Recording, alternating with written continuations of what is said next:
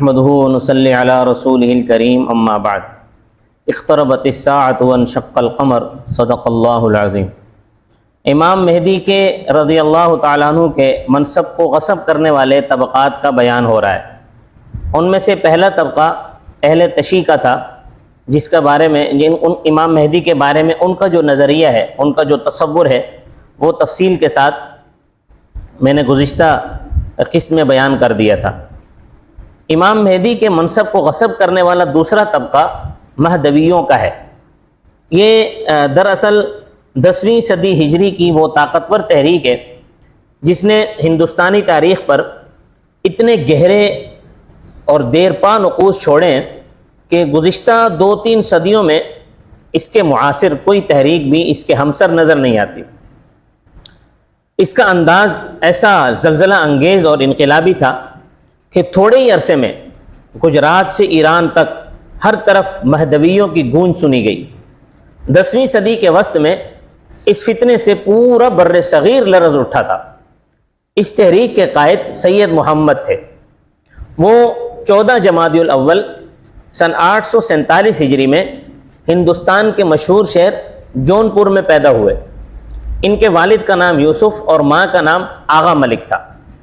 بعد میں ان دونوں کا نام بدل کر انہوں نے باپ کا نام عبداللہ اور ماں کا نام آمنہ کر دیا۔ سید محمد جونپوری شروع سے ہی بے چین فطرت اور مضطرب قلب اور بڑے قوی الباطن واقع ہوئے تھے۔ جذب اور قلبی اور ارادات میں انہیں امتیاز حاصل تھا۔ فقر اور درویشی ان کو محبوب تھی۔ اس کا وعظ دلوں پر جادو کا اثر کرتا تھا۔ علماء اور مورخین نے سید محمد جونپوری کی شخصیت کے بارے میں بہت کچھ لکھا ہے۔ وہ تقریباً ہر زمانے میں ہی مصنفین کا موضوع رہے ہیں۔ مفکر اسلام حضرت سید ابو الحسن علی ندوی مد ظلہ رحمۃ اللہ علیہ، ان کی زبانی انہوں نے بھی اس سید محمد جونپوری کی شخصیت کے حوالے سے بہت بحث کی ہے، اور گزشتہ 5 صدیوں سے کئی کتابیں سید محمد جونپوری کے حوالے سے ہمارے کتب خانوں کی زینت بنی ہوئی ہیں۔ سید محمد جونپوری 9ویں صدی ہجری کے اواخر میں مہدویت کا دعویٰ سب سے پہلے داناپور کے جنگل میں کیا انہوں نے۔ پھر متعدد شہروں کا دورہ کر کے سن 901 ہجری میں وہ حجاز پہنچے۔ بیت اللہ کے صحن میں کھڑے ہو کر مہدی موعود ہونے کا انہوں نے دعویٰ کیا۔ پہلا دعویٰ تو داناپور کے جنگل میں کیا اور دوسرا دعویٰ بیت اللہ کے صحن میں کھڑے ہو کر کیا۔ اس وقت اس کی عمر 52 سال یا 54 سال تھی۔ اب یہاں سے مدینہ جانے کے بجائے وہ ہندوستان آ گئے سیدھے، اور جمال پور احمد آباد کی مسجد تاج خان سالار میں پڑاؤ ڈال کر اپنی مہدویت کا پرچار شروع کیا۔ اس سلسلے میں انہوں نے امراء سلاطین کو دعوتی خطوط لکھے۔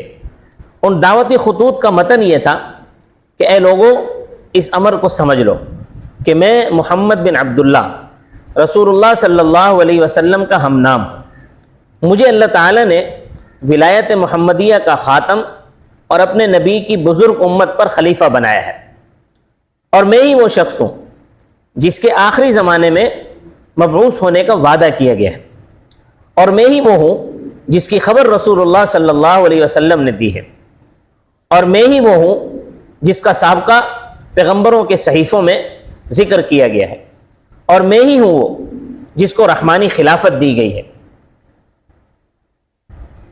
اور میں اللہ کی طرف سے بصیرت پر مخلوق کو اللہ کے حکم سے بلاتا ہوں۔ میں اس دعوے کے وقت نشے کی حالت میں نہیں ہوں بلکہ باہوش ہوں، ہوش میں لائے جانے اور بیدار کیے جانے کا محتاج نہیں ہوں۔ مجھے اللہ کی طرف سے پاک رزق ملتا ہے، مجھے سوائے اللہ کے اور کسی چیز کی احتیاج نہیں ہے۔ میں ملک و حکومت کا طالب نہیں ہوں، نہ مجھے ریاست اور سلطنت قائم کرنے کی خواہش ہے۔ میں امارت، ملک اور سیاست کو نجس خیال کرتا ہوں۔ دنیا کی محبت چھڑانا میرا کام ہے۔ میری اس دعوت کا باعث یہ ہے کہ میں اللہ کی جانب سے اس دعوت پر مامور ہوں۔ تاکید اور تحدید سے میں اپنی دعوت تم تک پہنچاتا ہوں۔ اللہ نے مجھے مفترض الطاعہ بنایا ہے، یعنی میری اطاعت تم پر فرض ہے۔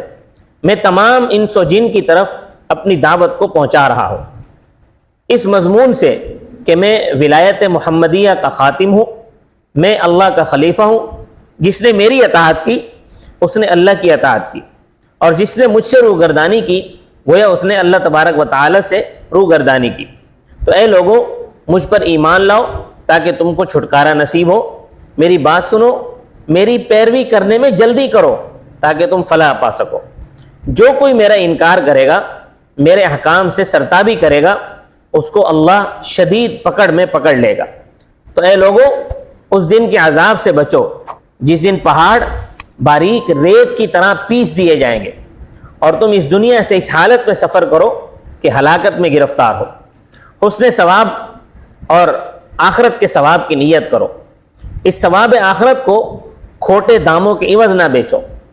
تم سمجھدار ہو، اگر تم سمجھتے ہو کہ میں بناوٹی ہوں یا میں اللہ پر افترا کر رہا ہوں تو تمہارا فرض ہے کہ تحقیق کرو اور اس بات کے لیے جد و جہد کرو۔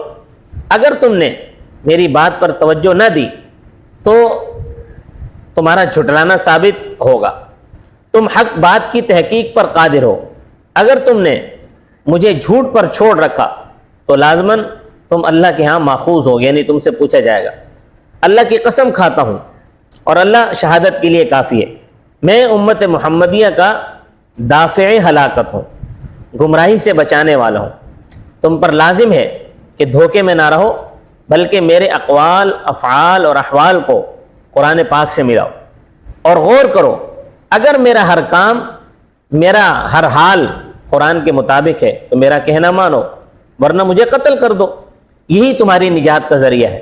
اللہ سے ڈرو اور قلب عاجز سے اس کی جانب متوجہ ہو جاؤ، کیونکہ وہ مہربان اور متوجہ ہونے والا ہے، وہ اپنے بندوں پر ظلم کرنے والا نہیں ہے۔ یہ بات نصیحت ہے، اس لیے جس نے قلب حاضر اور گوش وا سے اس کو سنا اس کے لیے یہ نصیحت ہے۔ مہدوی تحریک کے صفحہ نمبر 47 تا 49 تک، بحوالہ احسن الفتاوی جلد 1 صفحہ نمبر 190، یہ اس کا پورا دعوتی خط لکھا ہوا ہے۔ یہ اس طرح کے خطوط اس نے اس وقت کے امراء اور سلاطین کو بھیجے۔ تو اپنے آپ کو خلیفۃ اللہ اور موعود نبوت، معصوم اور مبرہ، خاتم ولایت، مفترض الطاعہ، نجات دہندہ، خود کو ایمان و کفر کا معیار قرار دے کر غیبی رزق سے لطف اندوزی کا دعویٰ، یہ بلا شبہ فتنہ انگیز، حیرت ناک اور ایسا گمراہ کن اقدام تھا کہ جس کی کتاب و سنت میں کوئی گنجائش نہ تھی، اور دین و شریعت سے یہ سراسر بغاوت تھی۔ چنانچہ دیگر مدعیان باطل کی طرح مہدوی حضرات بھی ایک چیلنج کی صورت اختیار کر گئے۔ ہندوستانی مسلمانوں کے لیے یہ بڑی آزمائش ثابت ہوئے۔ جاہلوں نے انہیں خوش آمدید کہا، ظاہری اصلاح عوام کی توجہ کا مرکز بنی، عوام کی توجہ کا ذریعہ بنی۔ سید محمد کی ساحرانہ تقریروں سے اچھے اچھے صاحب علم بھی چکما گئے۔ گجرات کی سرزمین کو زیر و زبر کر کے اس مدعی نے، سید محمد جون پوری نے، یہاں سے کوچ کا ارادہ کیا اور پٹن، نہروالا، سندھ، قندھار اور ٹھٹھا ہوتے ہوئے وہ فرا پہنچا۔ فرا جو آج اس وقت ایران میں شامل تھا، آج کل افغانستان میں شامل ہے۔ اپنی زندگی کے آخری ایام اس نے فرا میں گزارے اور 63 سال کی عمر میں اس کا انتقال ہوا۔ سید محمد جون پوری کی وفات پر، اس کے مرنے پر، اس کی تحریک پر بڑا مثبت اثر پڑا۔ اس کے اثرات کا دائرہ ہندوستان سے افغانستان تک وسیع ہوتا چلا گیا۔ 10ویں صدی کا درمیانی عرصہ ان کے عروج و اقبال کا زمانہ تھا، جس میں مہدویوں نے دکن میں اپنی کئی حکومتیں قائم کی۔ گجرات کا پورا صوبہ بھی ان کی لپیٹ میں آ گیا تھا۔ اب دین محمد کی حفاظت تو اللہ کے ذمے، اللہ نے اپنے ذمے لی ہوئی ہے، اور فرعونوں کا سر توڑنے کے لیے اللہ تبارک و تعالیٰ نے ہر دور میں موسیٰ بھیجے۔ چنانچہ وعدہ خداوندی کے مطابق اس فتنے کی سرکوبی کے لیے بر وقت کچھ علماء کھڑے ہوئے، جن کے سرخیل ہندوستان کے نامور محدث شیخ علی متقی مہاجر مدنی رحمۃ اللہ علیہ تھے۔ انہوں نے علامہ سیوطی رحمۃ اللہ علیہ کے رسائل کی تلخیص کر کے سب سے پہلے مسئلہ مہدی پر، امام مہدی رضی اللہ تعالیٰ عنہ پر ایک جامع رسالہ مرتب فرمایا۔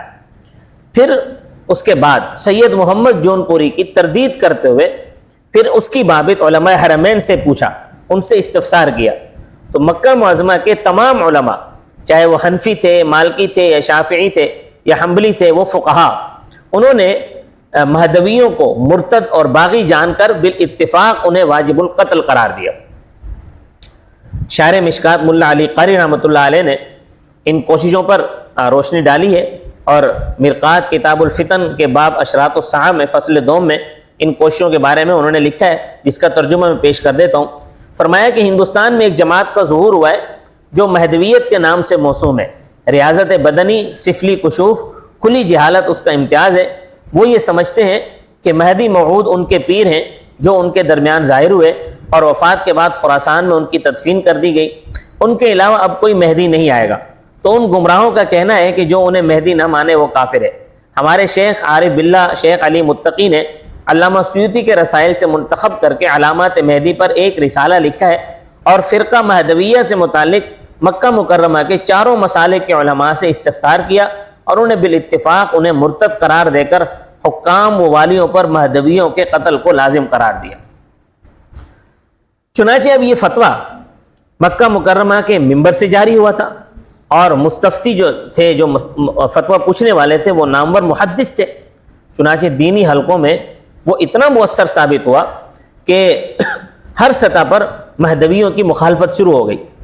شیخ علی متقی کے شاگرد رشید، ہندوستان کے سب سے بڑے عالم حضرت علامہ محمد طاہر پٹنی رحمۃ اللہ علیہ نے قسم کھائی کہ میں اس وقت تک اپنے سر پر عمامہ نہیں باندھوں گا جب تک کہ اس مہدوی فتنے کا قلع کما نہ کر دوں۔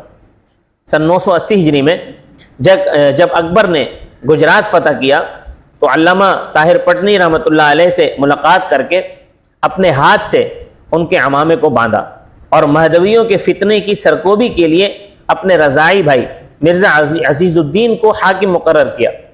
انہوں نے مہدویوں کو کچھ کو جلاوطنی کی سزائیں دیں، کچھ کو قتل کر دیا، تو بڑی حد تک انہوں نے مہدویوں کا زور وہاں کم کر دیا۔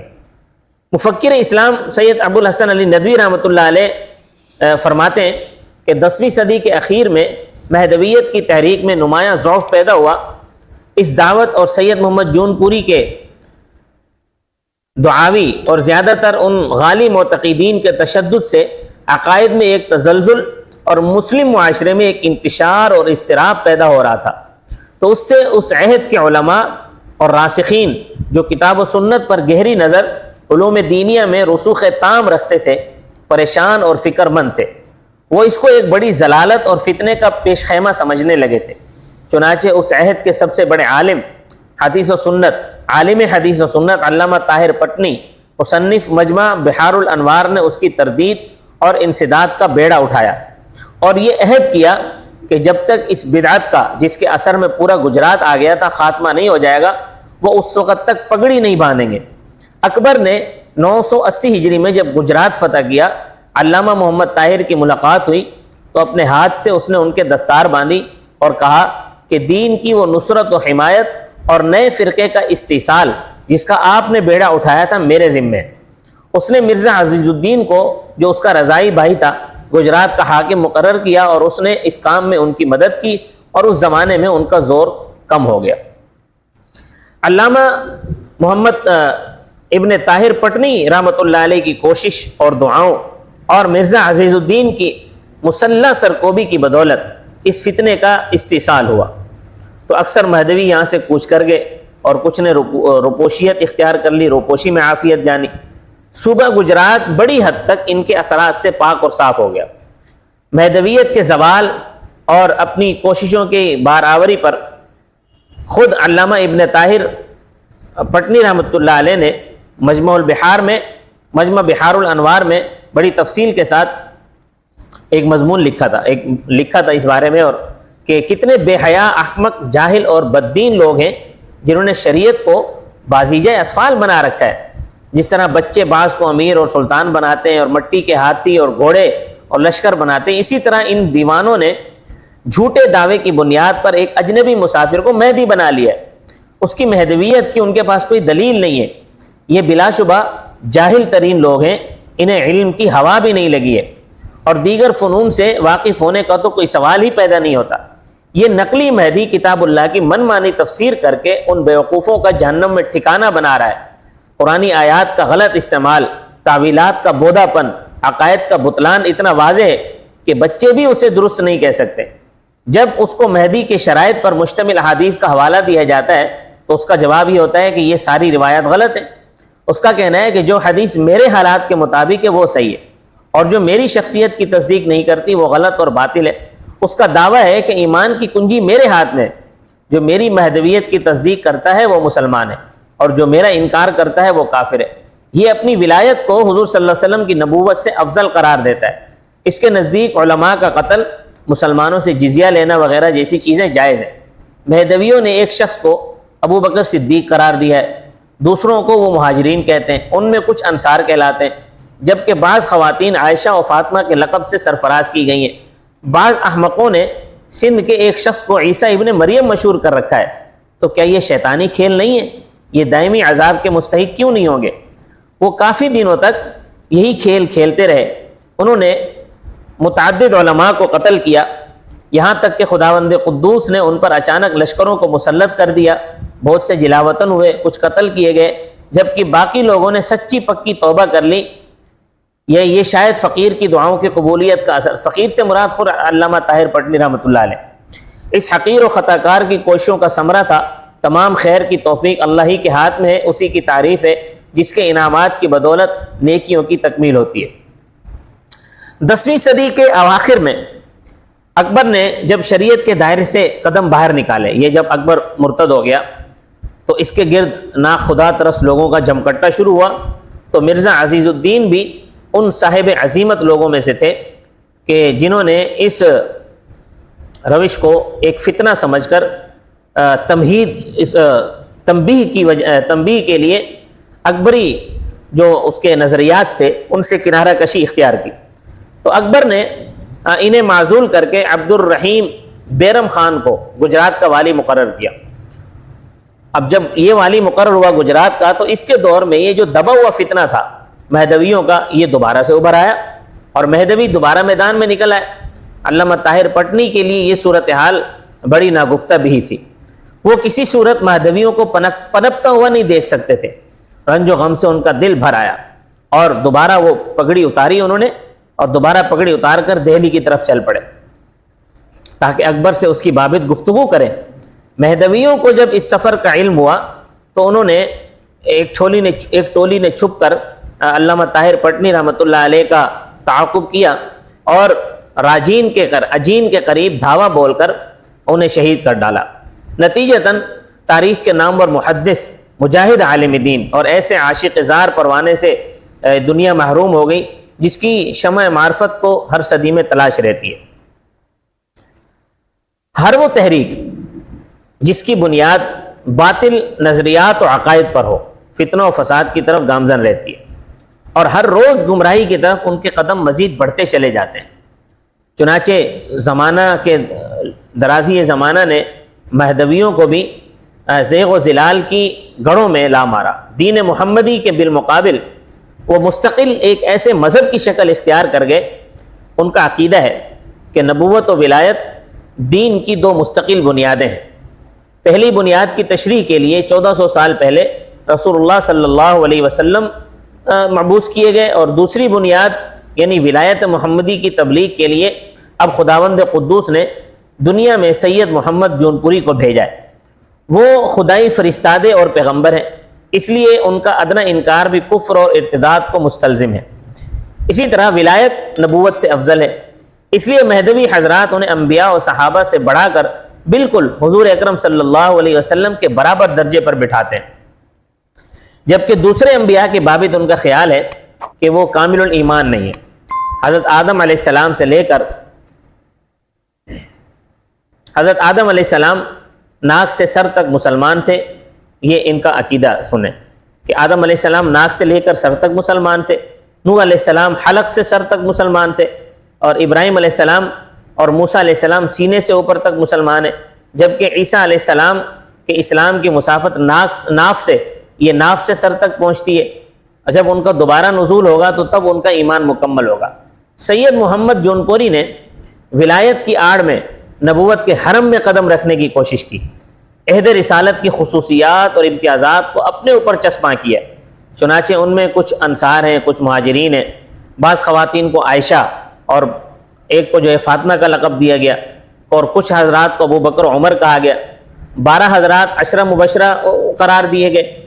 مہدی کہتے ہیں کہ سید محمد جونپوری بذات خود مفترض الطاعہ ہیں، تمام انبیاء و اولیاء کی روحیں سید محمد جونپوری کی خدمت میں حاضر ہوتی ہیں، جس روح کو وہ پسند کرتے ہیں اللہ اس سے راضی ہوتا ہے، جس سے انہیں بعد ہوتا ہے وہ دوبارہ وہ بارگاہ الہی سے بھی دھتکار دی جاتی ہے۔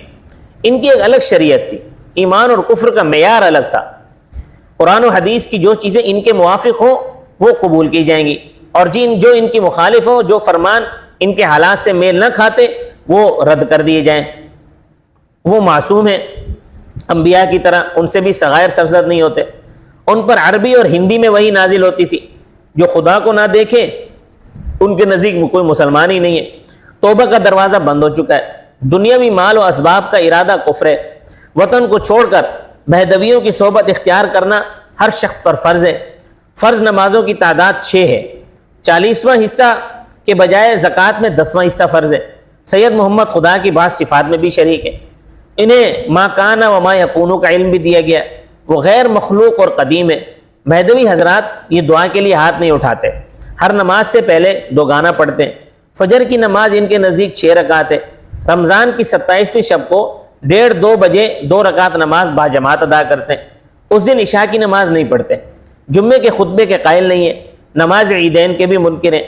مہدویوں کا کفر اتنا واضح اور عیاں ہے کہ اس کو ثابت کرنے کے لیے کسی بھی قسم کی دلیل کی ضرورت نہیں ہے۔ شیخ علی متقی نے ان کی بابت علماء حرمین سے جو فتویٰ لیا تھا، اس فتوے میں چاروں مسالک کے جلیل القدر علماء کے دستخط موجود تھے۔ جلیل القدر علماء نے سید محمد اور ان کے متبعین کو کافر اور مرتد قرار دیا تھا۔ ہندوستان کے تقریباً تمام مفتیان کا بھی یہی موقف ہے۔ ابو حنیفہ ہند حضرت مولانا مفتی محمد کفایت اللہ صاحب رحمۃ اللہ علیہ ایک مستفتی کو جواب دیتے ہوئے لکھتے ہیں کہ فرقہ مہدویہ جو دکن کے اطراف میں پایا جاتا ہے وہ کافر ہے، اس کے ہاتھ کا ذبیحہ کھانا جائز نہیں ہے۔ مہدویوں کی مختلف شاخیں ہیں، انہیں مہدوی اور دائرے والے بھی کہا جاتا ہے، کہیں پر ان کو مصدق کہا جاتا ہے، کہیں یہ ذکری کے نام سے مشہور ہیں، جبکہ بعض مقامات پر انہیں داعی اور تائی بھی کہا جاتا ہے۔ ان میں سب سے بدتر فرقہ وہ ذکری فرقہ ہے جو ہمارے ہاں بلوچستان میں بہت زیادہ پایا جاتا ہے، اس کا کلمہ بھی الگ ہے، کتابوں میں ان کے کلمے کے مختلف الفاظ ملتے ہیں۔ لا الہ الا اللہ نور پاک محمد مہدی مراد اللہ، یا دوسرا ہے لا الہ الا اللہ نور پاک محمد مہدی رسول اللہ۔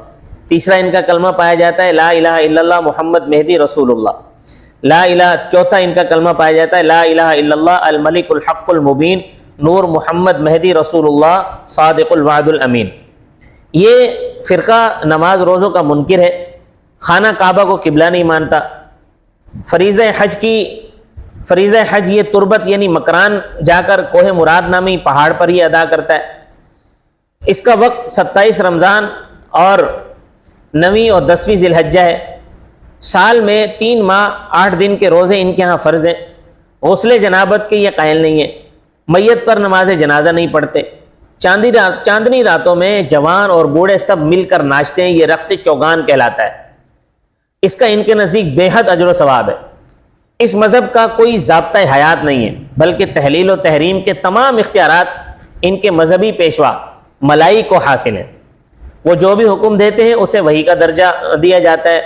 ان کے عقائد کے پیش نظر یہ بات بالکل واضح ہے کہ ذکری ضروریات دین کے منکر اور باطل خیالات کے حامل ہیں، اس لیے ان کا اسلام سے کوئی واسطہ نہیں ہے۔ فقیہ العصر حضرت مولانا رشید احمد صاحب مفتی اعظم پاکستان احسن الفتاویٰ میں تحریر فرماتے ہیں کہ ذکری چونکہ محمد مہدی کو رسول مانتے ہیں، اس کے نام کا کلمہ بھی پڑھتے ہیں، اصول اسلام نماز روزہ حج وغیرہ کے منکر ہیں، اس لیے ان کے کافر ہونے میں کسی قسم کا کوئی شک و شبہ نہیں ہے۔ مہدوی عقائد سراسر باطل اور اتنے مضحکہ خیز ہیں کہ عقل و خرد کی موجودگی میں کسی بھی شخص کا ان پر ایمان لانا ممکن نہیں۔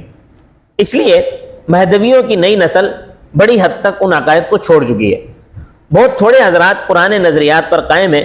حضرت مولانا مفتی سید عبد الرحیم لاجپوری دامت برکاتہم فتاوی رحیمیہ میں لکھتے ہیں کہ احباب سے معلوم ہوا ہے کہ رفتہ رفتہ اس فرقے کے بیشتر افراد کی اصلاح ہو چکی ہے، نئی نسل تو اپنے عقائد سے بالکل ناواقف ہے۔